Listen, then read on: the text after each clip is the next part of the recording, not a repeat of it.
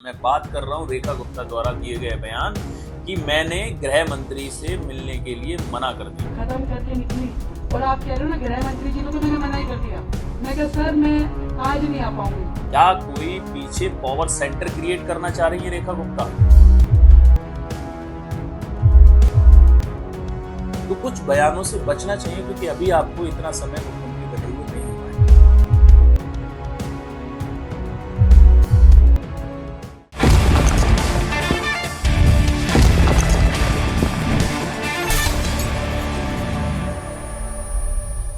दिल्ली की मुख्यमंत्री रेखा गुप्ता ने एक ऐसा बयान दे दिया जिसकी मीडिया सुर्खियों में इस समय सबसे ज्यादा वाह हो रही है, यानी कि उसकी चर्चा हो रही है। कौन सा ऐसा बेतुका बयान है, या फिर उन्होंने जानबूझकर दिया है, या टीआरपी के लिए दिया है? मैं बात कर रहा हूं रेखा गुप्ता द्वारा दिए गए बयान कि मैंने गृह मंत्री से मिलने के लिए मना कर दिया।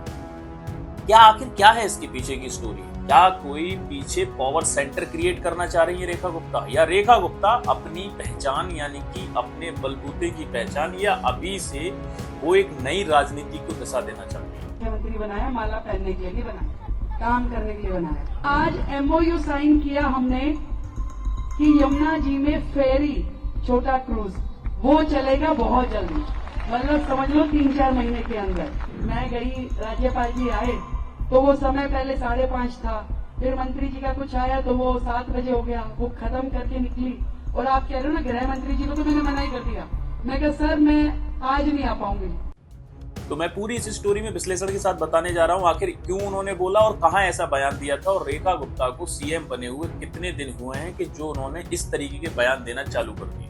तो नमस्कार साथियों, मैं हूं दीपक शर्मा और आप देख रहे हैं दी डेमोक्रेसी। और आज मैं डेमोक्रेसी में मैं बताने वाला हूं दिल्ली से जुड़ा हुआ मुद्दा, यानी कि दिल्ली की मुख्यमंत्री रेखा गुप्ता से जुड़ा हुआ मुद्दा। जैसा कि आप जानते हैं कि मुख्यमंत्री की शपथ लिए हुए यानी कि दिल्ली की जो सीएम है रेखा गुप्ता, उनके लिए अभी 20 दिन है। 20 दिन के अंदर तमाम ऐसी बीजेपी के सामने चुनौतियां हैं जो विपक्ष की पार्टियां यानी कि आम आदमी पार्टी द्वारा कई सारे ऐसे बीजेपी ने जो वायदे किए हुए हैं, चाहे वो 2500 रुपए महीने की महिलाओं को देने की बात हो, चाहे गैस सिलेंडर देने की बात हो, चाहे यमुना की सफाई की बात हो। सबसे पहले यमुना की सफाई का सबसे बड़ा मुद्दा है, यानी कि यमुना की सफाई को लेकर राहुल गांधी ने भी लगातार विपक्ष यानी कि आम आदमी पार्टी पे वार किया था। वो बात अलग है कि पहले दोनों गठबंधन का हिस्सा थे, बाद में आपस में कुर्सी के लिए आमने सामने आ गए।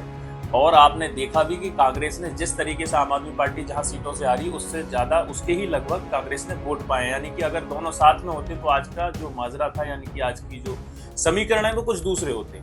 लेकिन मैं बात मुद्दे से भटक के ना फिर वहीं आता हूं। मैं बताना चाहता हूं कि जिस तरीके से मेन मुद्दा जो था अरविंद केजरीवाल का, वो यमुना सफाई और दिल्ली लिकर पॉलिसी रही, जिसमें लिकर पॉलिसी के तहत दिल्ली यानी कि अरविंद केजरीवाल के बड़े नेता, जो सबसे बड़े नेता है पार्टी का शीर्ष नेतृत्व, वो जेल में जाने के बाद, जेल में रहने के बाद वापस आया था। तो शुरू करते हैं स्टोरी यमुना की सफाई से लेके। यमुना की सफाई को लेकर लगातार बीजेपी कार्यकर्ता, आप देख रहे हैं यमुना की सफाई को लेकर तमाम ऐसी बड़ी बड़ी मशीनें चलाई दिख रही हैं, और दिल्ली यमुना की सफाई के लिए दिन रात काम कर रही है दिल्ली गवर्नमेंट। और दिल्ली गवर्नमेंट यानी कि एलजी लेफ्टिनेंट गवर्नर के अंडर में आती है, तो विनय सक्सेना की तरफ से भी बहुत सारी ऐसी चीजें हैं जो सरकार के लिए मशीन भी उपलब्ध कराई जा रही है, और सरकार इस समय दिल्ली का विजन है कि यमुना की सफाई की जाए। उसी बयान को लेके इस समय होली मिलन समारोह चल रहा है। होली मिलन समारोह के दौरान पे एक शालीमार गार्डन जहाँ पे वो गई हुई थी, वहां पर जो होली मिलन समारोह समय था, तो यानी कि 20 दिन हो चुके हैं उनको मुख्यमंत्री बने, तो तमाम लोगों की आशाएं हैं, पब्लिक की भी आशाएं, पब्लिक में लगातार मिलना जुलना चला रहता है, क्योंकि एक रेखा गुप्ता बहुत जमीन से जुड़ी हुई नेत्री हैं, यानी कि उन्होंने पहले एक निगम पार्षद भी रही है, हालांकि वो चुनाव भी लड़ी लेकिन जीत नहीं पाई। उस दौरान जिस तरीके से उनका लोगों के प्रति झुकाव, यानी कि जमीनी स्तर का नेता, जिस तरीके से उन्होंने बहुत छोटे लेवल से राजनीति शुरू करी और एक शिखर पे पहुंचना, आप सोचिए कि एक दिल्ली का निगम पार्षद मुख्यमंत्री बन जाता है, ये सिर्फ बीजेपी के अंदर है, ये लोगों का मानना है। लेकिन मैं बात यहां नहीं है, आखिर उन्होंने 20 दिन के अंदर जो लोगों से मिलना जुलना, लगातार आप देख रहे होंगे होली के बीजेपी जो इनका प्रदेश का प्रदेश कार्यालय, उसके अंदर तमाम बीजेपी के नेता इकट्ठे हुए थे कल, और तमाम लोगों ने होली मिलन समारोह यानी कि होली को कैसे सेलिब्रेट किया। फूलों की होली थी, लेकिन तो तमाम बड़े से बड़े नेता, जिसमें पीयूष गोयल भी दिख रहे हैं और भी बड़े नेता दिख रहे हैं, और तमाम जो दिल्ली के सांसद है वो तो थे ही थे। उसमें हर्षवर्धन ने भी बयान दिए हैं।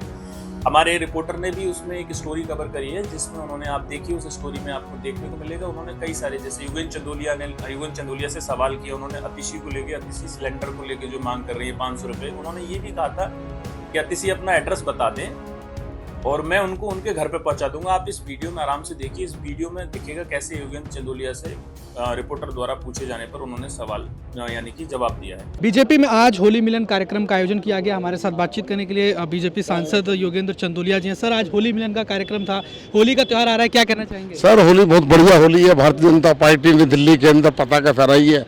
हमारे सारे कार्यकर्ता खुश है, जनता खुश है कि ऐसे होली, कलरफुल होली जो है। और मेरे तो लोकसभा चुनाव जीतने के बाद की पहली होली, सरकार की हमारी पहली होली।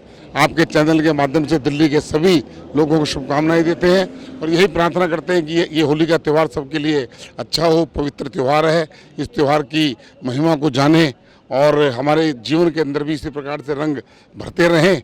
और कल जो है होली का दहन होगा, आसुरी शक्तियों का दहन हो जाए, ये मेरा कहना है। जिस तरीके से आम आदमी पार्टी और अभी भी आज राजनीति कर रही है, वो गैस सिलेंडर लेकर वो आतिशी दिखाई दे रही थी। आतिशी को आप मेरा संदेश दे दीजिए, अपने घर का एड्रेस बता दें, 500 रुपये वाला सिलेंडर मैं उनके घर पे पहुंचा कर आऊँगा। उधर हर्षवर्धन ने भी जवाब दिया है कि कुछ लोग विपक्ष की राजनीति इस तरीके, तो हर्षवर्धन ने भी किस तर्क में जवाब दिया, ये भी वीडियो आप देखिए। होली का महापर्व है आज बीजेपी में, आप बता दें होली मिलन समारोह हो रहा है। हमारे साथ हर्षवर्धन जी, सर क्या कहेंगे, कितनी खुशी होली का त्यौहार आने वाला है? खुशी क्या, बहुत खुशी है यार, ये कोई पूछने की बात है, खुशी ही खुशी है। होली के महापर्व पर क्या संदेश देंगे लोगों को, क्या कहना चाहिए? संदेश तो यही है भैया, होली का मतलब है प्रेम, होली का मतलब है आत्मीयता, होली का मतलब है एक दूसरे के साथ मिलकर एक दूसरे के लिए जीना। इस भाव को समाज में स्ट्रॉन्ग करना है, जिसके लिए सबको कंट्रीब्यूट करना है। जो लोग होली पर राजनीति करते हैं तुष्टिकरण की, उनको क्या जवाब जो देंगे? भी राजनीति कर रहा है उसकी ऐसी की तैसी। हमने बातचीत करी, आपको बता दें बीजेपी के पूर्व सांसद केंद्रीय मंत्री डॉक्टर हर्षवर्धन से वीडियो जंक्शन के साथ भारत दिल्ली। तो बात जिस समय ये शालीमार गार्डन की है तो उनसे पूछा जाता है तो उन्होंने तुरंत रेखा गुप्ता ने उस यानी कि होली मिलन समारोह के दौरान ये बोला कि आप समय को समझिए, मैं आप लोगों के बीच हूँ, यानी कि मैं आपको ज्यादा चाहती हूँ, यानी कि आप मेरे उस चीज को दाद दीजिए। मैंने गृह मंत्री से मेरा समय था मिलने का, मैंने गृह मंत्री जी को बोल दिया मैं आपके साथ आज नहीं मिल सकती, मुझे कहीं और जाना है, मुझे यानी आप लोगों के बीच आना था। तो गृह मंत्री जी से मैंने आग्रह किया है कि आप मुझे दूसरा समय दे दीजिए और आज मैं कहीं और जाना है। तो ये सारा क्या कहता है? खत्म करके निकली और आप कह रहे हो ना गृह मंत्री जी को, तो मैंने मना ही कर दिया। मैं कहा सर मैं आज नहीं आ पाऊंगी।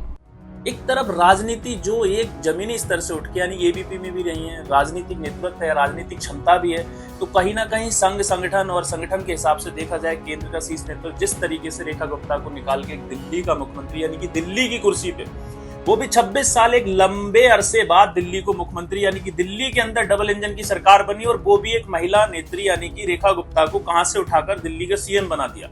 लेकिन कुछ इस तरह के बयान जो है बीजेपी के अंदर यानी कि शक पैदा कर सकते हैं, बीजेपी के अंदर सोचने को मजबूर पैदा कर सकते हैं, क्योंकि ये कहीं ना कहीं भविष्य में पावर सेंटर क्रिएट हो सकता है जिस तरीके के बयान है। क्योंकि देखा जाए तो कुछ बयानों से बचना चाहिए, क्योंकि अभी आपको इतना समय मुख्यमंत्री बने हुए नहीं हुआ है। ये लोग विशेषज्ञों का मानना है जो राजनीतिक यानी पॉलिटिकल एक्सपर्ट है, लेकिन फिलहाल इन मामले पे कोई भी किसी तरीके का ऐसा बयान नहीं है, क्योंकि उन्होंने बयान जो रेखा गुप्ता ने दिया था, मैं आपको क्लियर करता हूँ, वो उन्होंने अपनी पब्लिक सेंटिमेंटल के लिए दिया था। वो ये कोई पावर सेंटर क्रिएट करने वाली बात नहीं है, लेकिन लोग ऐसा मान रहे हैं कि पावर सेंटर क्रिएट हो सकता है इस बयानों को देखने के बाद। उन्होंने ये भी कहा है कि दिल्ली यमुना पे जो हमारी पहली प्राथमिकता है यमुना की सफाई आप देखेंगे 3-4 महीने के अंदर उसमें एक छोटा क्रूज चलता हुआ दिखाई देगा। ये तो दिल्ली के लिए बहुत बड़ी उपलब्धि की बात है। अगर दिल्ली की यमुना की सफाई हो जाती है और उसमें इस तरीके से क्रूज यानी कि टूरिज्म का हब बनेगा और टूरिज्म के लिए बहुत बड़ा स्पॉट बनने वाला है, पिकनिक स्पॉट बनने वाला है, तो कहीं ना कहीं दिल्ली वासियों के लिए खुशखबरी है। और बीजेपी जिस तरीके से अगर कह रही है और ये सब काम हो पाते हैं तो जाहिर सी बात है जिस तरीके से अरविंद केजरीवाल के जो वादे थे वो खोखले साबित हुए और बीजेपी कहीं ना कहीं उन चीजों को करने के लिए कामयाब होती हुई नजर आएगी। लेकिन इन तमाम मुद्दों से जुड़ी हुई कुछ भी और भी स्टोरी आएगी, उसमें अपडेट आएगा, उसको मैं आप लोगों के बीच फिर से लेके आऊंगा। तब तक के लिए नमस्कार।